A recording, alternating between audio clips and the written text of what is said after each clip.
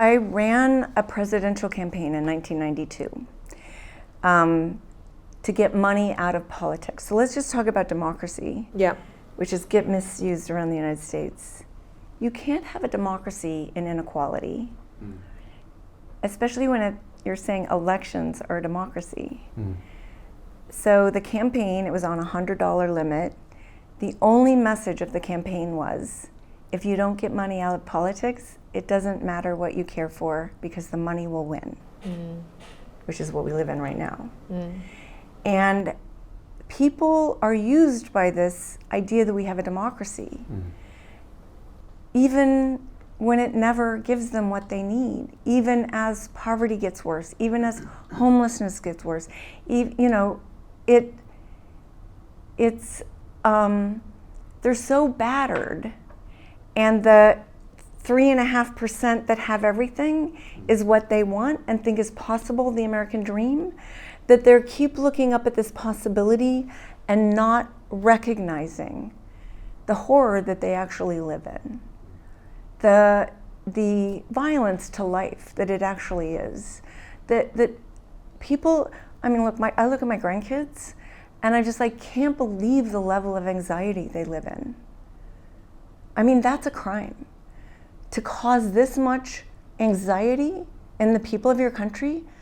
But I say, one of the things Trump does is just keeps everybody in anxiety all the time. And you can't live your life out of that much anxiety. A little conflict is important to grow, as nature teaches us. That's healthy, a little conflict. But when conflict goes at a different level, when it's an anxiety and that's all you're living out of, it's not useful to life. It's devastating to life. It creates diseases, creates inflammation in your body. It creates an alienation to each other. In the United States, 70% of young people are alienated from each other, even as they think they're connected.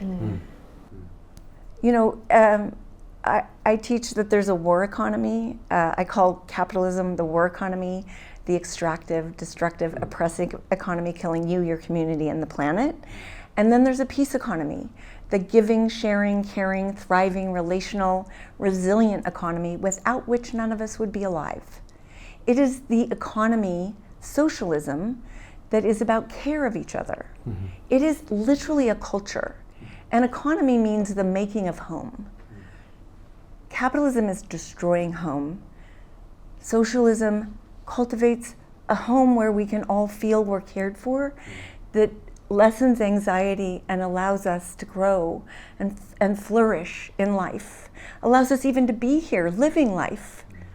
When I see the people that I'm up against in the streets, I call them Zionist zombies, because they're literally alive but not. They've been owned by violence and hate.